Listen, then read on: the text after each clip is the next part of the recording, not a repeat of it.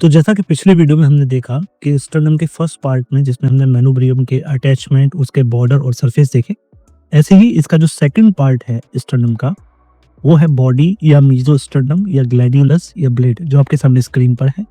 चलिए अब देखते हैं ध्यान से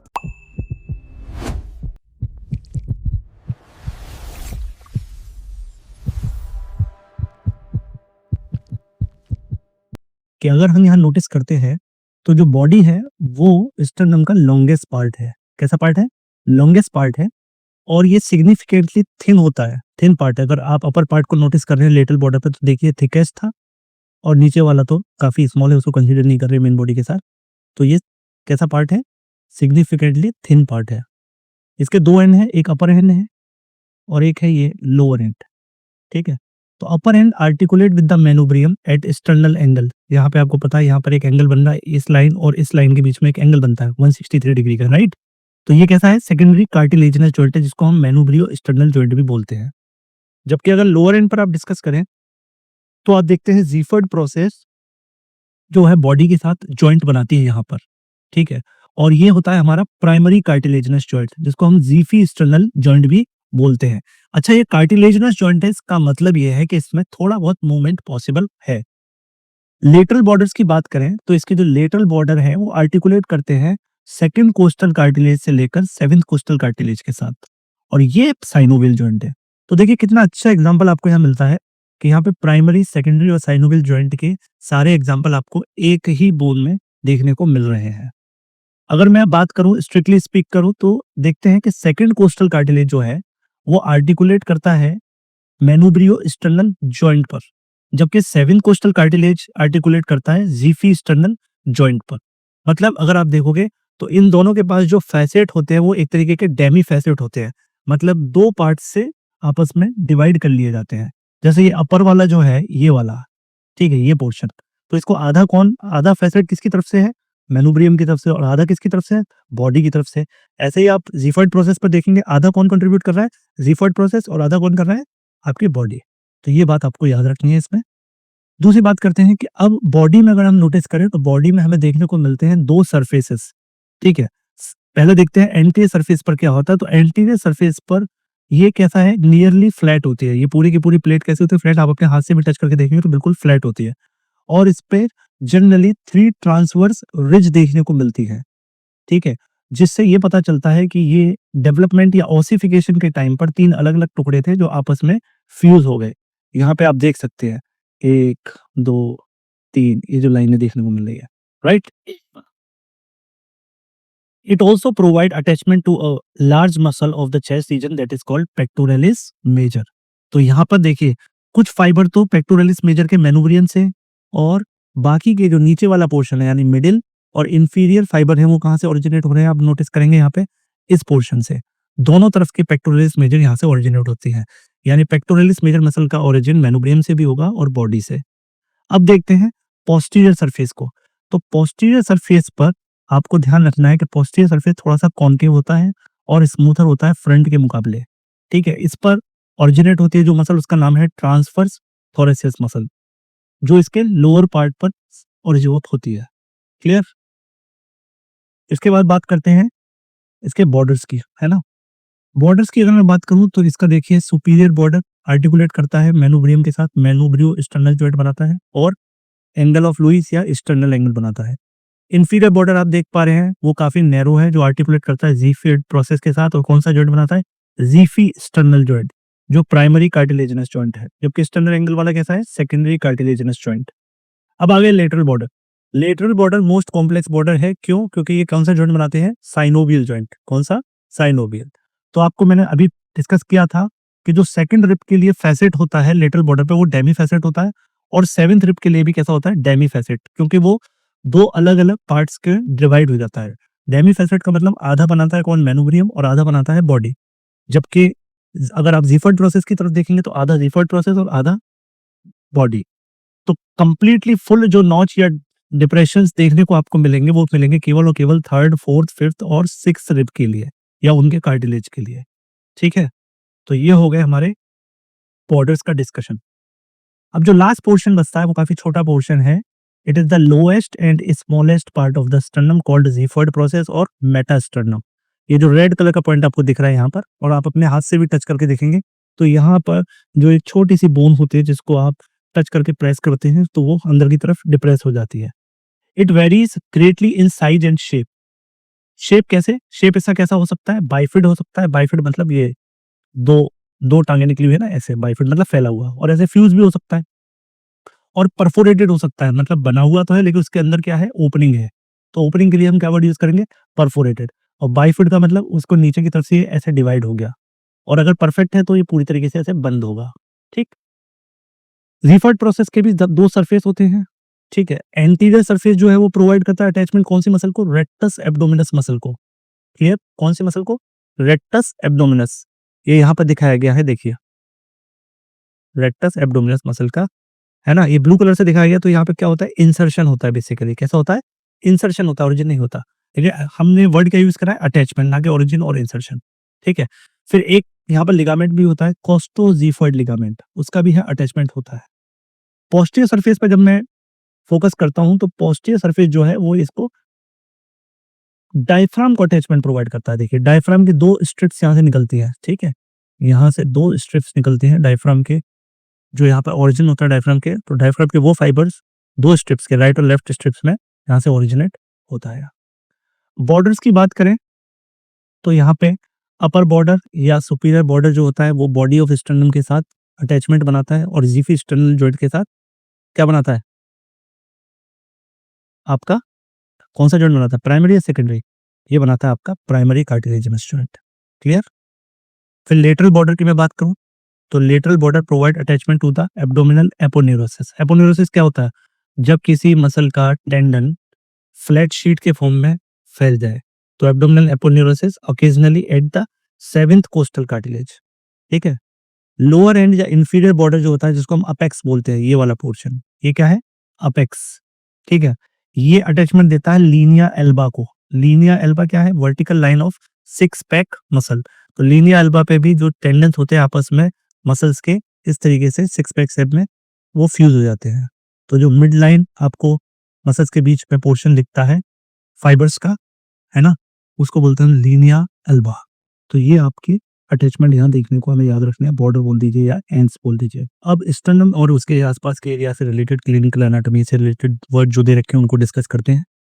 तो देखिए, सबसे पहले मैं आपको बता दूं कि स्टर्नम एक ऐसी पोजीशन पे है, यानी सेंट्रल पोजीशन पे है आपकी बॉडी के अंदर, और आपकी बॉडी में हार्ट या लंग की कोई भी दिक्कत होगी तो उनकी सर्जरी में स्टर्नम का ट्रॉमा या इंजरी या कोई भी मेडिकल प्रोसीजर, है ना, यानी कोई चोट लग जाए, कोई इंजरी हो जाए या कोई मेडिकल प्रोसीजर करना है तो हमें स्टर्नम के बारे में सब कुछ पता होना चाहिए, क्योंकि स्टर्नम से आकर रिब्स अटैच होती हैं, और अगर हमें उस रिब्स का अटैचमेंट देखना है स्टर्नम के साथ तभी हम पूरे रिब केज को ठीक से समझ पाएंगे।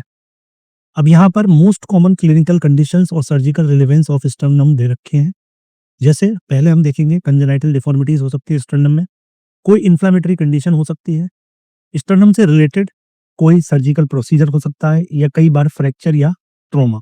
तो चार कैटेगरीज में हम इसके पूरी क्लिनिकल टर्मिनोलॉजीज को बांट सकते हैं, यानी चार एंगल से हमें याद रखने के लिए आसानी रहेगी, या तो कोई कंजेनाइटल प्रॉब्लम है, या इन्फ्लामेटरी है, या सर्जिकल है, या फ्रैक्चर है। इसको आप इस ट्रिक से याद करें, CISF। तो हर एक का कैपिटल वर्ड CISF आप जानते हैं ना, सेंट्रल इंडस्ट्रियल सिक्योरिटी फोर्सेस, है ना, CISF एक डिवीजन है ये आपका आर्मी और पुलिस का। ठीक है, CISF। तो ये अच्छे से याद रखना है, इसी को आप निमोनिक बना लीजिए, आर्मी की इस डिवीजन का CISF। ठीक है। अब बात करते हैं कंजेनाइटल, C से कंजेनाइटल डिफॉर्मिटी। तो ये क्या है? बेसिकली स्ट्रक्चरल डिफरेंसेस का प्रेजेंट फ्रॉम बर्थ। इसमें क्या होता है? स्टर्नम के ग्रोथ से रिलेटेड प्रॉब्लम होती है, यानी डेवलपमेंट के टाइम से। इसमें टोटल हमें 6 चीजें देखने को मिलती है। एक है पेक्टस एक्सकैविटम। पेक्टस एक्सकैविटम, एक्सकैविटम मतलब फनल चेस्ट। पेक्टस कारिनेटम, कैरिनेटम मतलब पिजन चेस्ट। ये सिंगल इनके वैसे नेम है, मतलब कह सकते हैं आप जनरल नेम जो डॉक्टर्स यूज करते हैं। ठीक है। टेक्निकल नेम है पेक्टस कैरिनेटम। थर्ड है आपका स्टर्नल फोरामेन।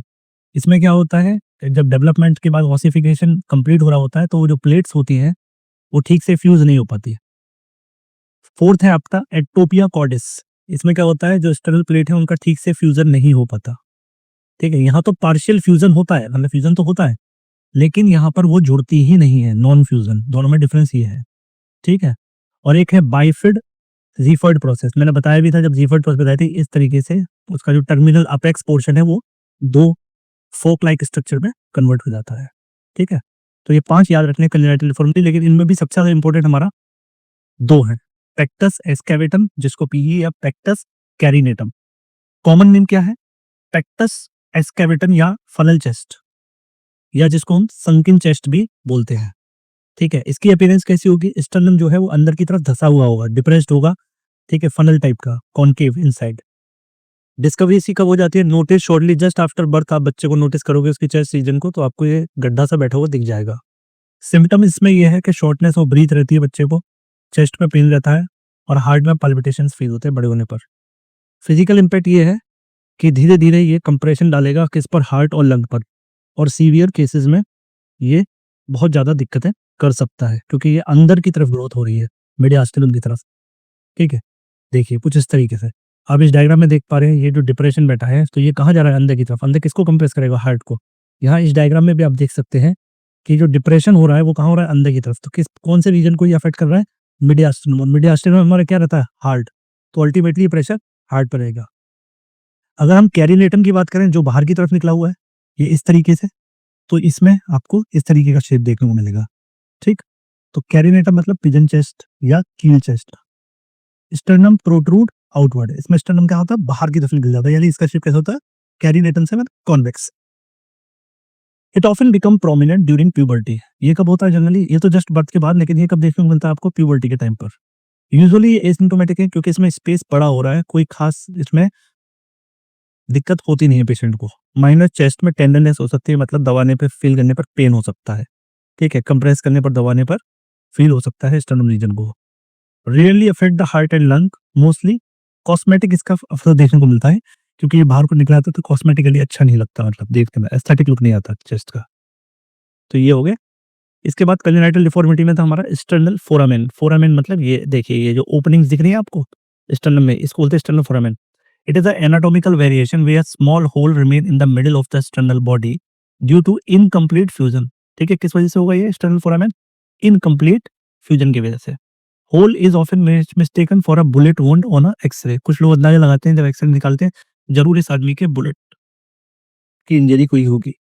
ठीक है, the more dangerous it can lead to fatal injury of heart if doctor perform a bone marrow biopsy और acupuncture without knowing it is there. मान लीजिए किसी पेशेंट के अंदर बायोप्सी करनी है, तो स्टर्नम से हम क्या निकालेंगे, स्टर्नम फ्लैट बोन है तो यहाँ से हम बोन मैरो एक्सट्रैक्ट करते हैं, लेकिन हो सकता है उस केस में उस बंदे के स्टर्नल फोरामेन हो, तो जो सिरिंज है वो सीधा डायरेक्ट किस में हो जाए, हार्ट को पंचर कर दे। तो ये ध्यान देना है कि ऐसा कोई प्रोसीजर नहीं, पहले उस बंदे की आपको एक्सरे जरूर देखना है क्योंकि ये एक कंजेनिटल डिफॉर्मिटी है। फिर है आपकी इन्फ्लामेटरी कंडीशन। इन्फ्लामेशन मतलब स्वेलिंग, रेडनेस वाली सिम्टम्स। कोस्टोकॉन्ड्राइटिस। ठीक है, कोस्टोकॉन्ड्राइटिस मतलब रिब्स के पास का जो कार्टिलेज है उसमें इन्फ्लामेशन हो जाना। तो the inflammation of cartilage connecting the ribs to the sternum, है ना, ये जो स्पॉट दिख रहे हैं ये रेड रेड्स, ये ठीक है, रिब्स को स्टर्नम से अटैच करने वाले पॉइंट पर यहाँ पर ये सिम्टम क्या है, इसमें शार्प चेस्ट पेन होता है। पेशेंट क्या बताता है, इसके चेस्ट में पेन हो रहा है जस्ट लाइक हार्ट अटैक, लेकिन ये यूजुअली हार्मलेस होता है और पेनफुल ब्रीदिंग फील हो सकती है, और मूविंग और ब्रीदिंग डीपली करने पर पेन बढ़ सकता है, लेकिन ओवरऑल इसमें कुछ हार्म होता नहीं है। नॉर्मल एंटी इंफ्लेमेटरी दवाइयों से ये ठीक हो सकता है। फिर आते हैं सर्जिकल प्रोसीजर में स्टर्नम के क्या यूज है, जैसे मीडियन स्टर्नोटॉमी, ये टेक्निकल टर्म है, ये एक गोल्ड स्टैंडर्ड प्रोसीजर है ओपन हार्ट सर्जरी का। ठीक है, to gain the access of mediastinum. जब भी डॉक्टर को सीधा मिडियास्टिनम रीजन में पहुंचना है, हार्ट की कोई सर्जरी परफॉर्म करनी है, तो वो कहाँ पर कट लगाएगा, स्टर्नम के मिडिल पोर्शन में। ठीक है, sternum is vertically down the mid line to gain the access to the heart. इसमें क्या कट लगाते हैं, स्टर्नम में वर्टिकल। रिकवरी की बात करें तो afterward the bone is held together with the permanent stainless steel wire से आप इनको, इस मान लीजिए ये कट किया है तो फिर आप इसको सूचर से इसको लाइगेट कर दोगे, है ना, वायर से।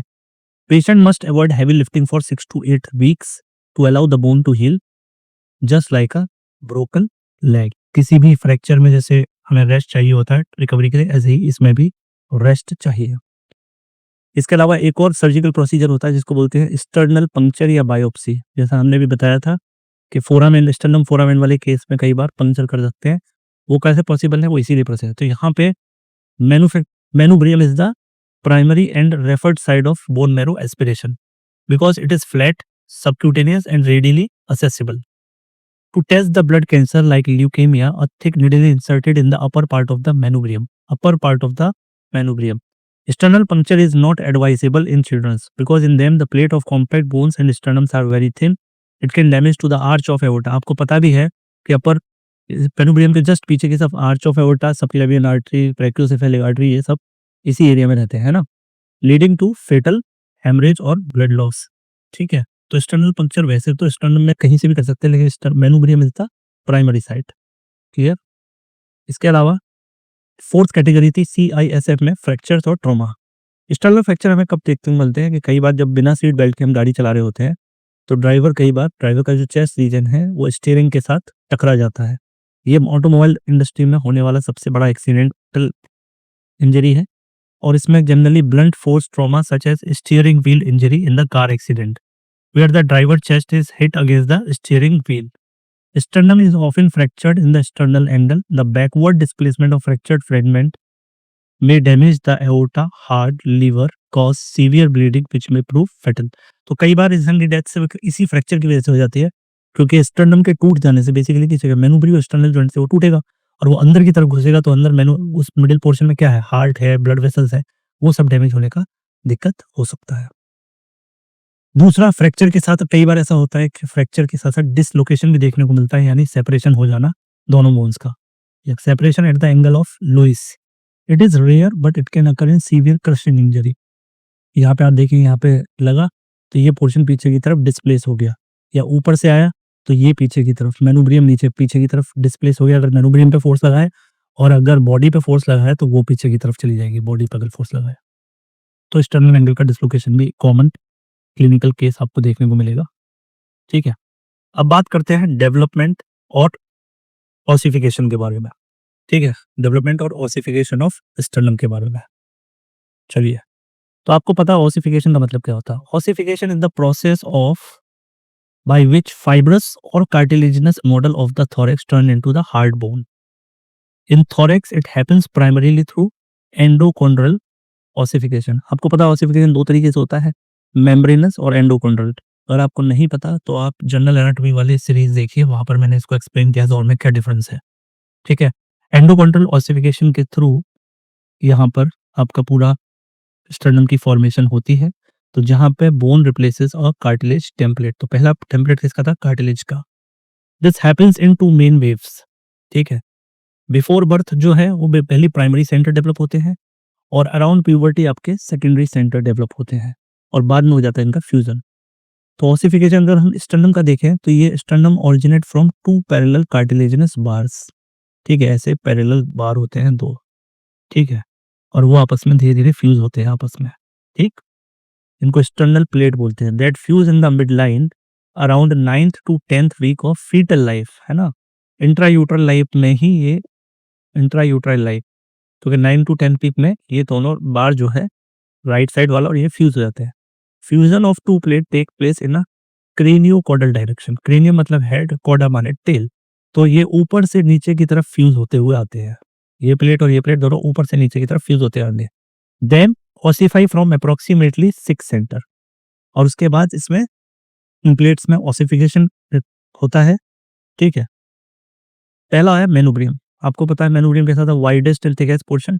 ये ऑसिफाई होता है 2 सेंटर्स से which appears during the 5th month of fetal life. तो ये कौन से सेंटर हो गए, प्राइमरी सेंटर, है ना, ये 5th month of fetal life में होते हैं। फिर होता है बॉडी, बॉडी है मीजोस्टर्नम। मीजोस्टर्नम डेवलप होता है 4 सेंटर से, 1 फॉर ईच स्टर्नब्रा। ठीक है, अब देखिए these fuse with each other form below upward, है ना, मतलब नीचे से ऊपर की तरफ ड्यूरिंग प्यूबर्टी ये सब के सब सारे सेंटर्स फ्यूज होते हैं, ये 4 सेंटर। फ्यूजन जो है वो कंप्लीट हो जाता है स्टर्नम का by the age of 25 year. The manubrio sternal joint which is a secondary cartilaginous joint usually persist throughout the life. यानी ये वाला जॉइंट कभी भी पूरी तरीके से बोनी जॉइंट में कन्वर्ट या फाइब्रस जॉइंट में कन्वर्ट नहीं होता, ये कार्टिलेजिनस ही रहता है। ज़ीफर्ड प्रोसेस की अगर मैं बात करूं तो at the time of birth there is no centre for xiphoid, it remains a cartilage until much later. ठीक है, इस कार्टिलेजिनस मॉडल पे कोई भी प्राइमरी सेंटर नहीं बनता। Centre for xiphoid appears during the third year और लेटर। तो ज़ीफर्ड प्रोसेस पे जो सेंटर अपीयर होता है वो कब होगा? थर्ड ईयर और उसके बाद। और it fuses to the body at about 40 years, 40 साल की एज पे जाके ये फ्यूज होता है। ठीक है, तो यहाँ पे लिखा भी है, आप इस डायग्राम को नोटिस करेंगे तो time of union and time of appearance, ये सारे सेंटर ब्राउन कलर से जो दिख रहे हैं वो फिफ्थ फीटल मंथ पे अपीयर हो जाते हैं। जो लोअर वाले हैं वो 5th to 6th पर, और ये जो ज़ीफर्ड वाला है वो थर्ड ईयर पर। यानी मेनुब्रियम वाला area 5th month of fetal life में तैयार हो जाते हैं, बॉडी वाले 5 to 6 फीटल मंथ पे, और ये थर्ड ईयर सबसे लेट। अब देखो, मेनुब्रियम और स्टर्नम का जो जॉइंट होता है वो रिमेन अनयूनाइटेड रहता है। बाकी ये सारे सेंटर्स 17 से 25 साल की एज तक फ्यूज हो जाते हैं, सून आफ्टर प्यूबर्टी। और फ्यूजन जो इसका होता है स्टर्नम का और ज़ीफर्ड प्रोसेस का, वो होता है अप्रॉक्सिमेटली 40 की एज तक। ठीक है, तो ये बात आपको याद रखनी है। ठीक है, तो यहाँ पे आपको टोटल कितने सेंटर मिल रहे हैं? 4 सेंटर्स होते हैं बॉडी में, 2 सेंटर होते हैं मेनुब्रियम में, और जो ज़ीफर्ड प्रोसेस का सेंटर है उसको कंसीडर नहीं कहते हैं up to the age of 3 years. Clear? तो इसी के साथ ये टॉपिक स्टर्नम और इसकी क्लिनिकल एनाटॉमी कंप्लीट होती है। नेक्स्ट टॉपिक में हम एक नई बोन शुरू करेंगे जिसका नाम है रिब्स। तो मिलते हैं नेक्स्ट वीडियो में।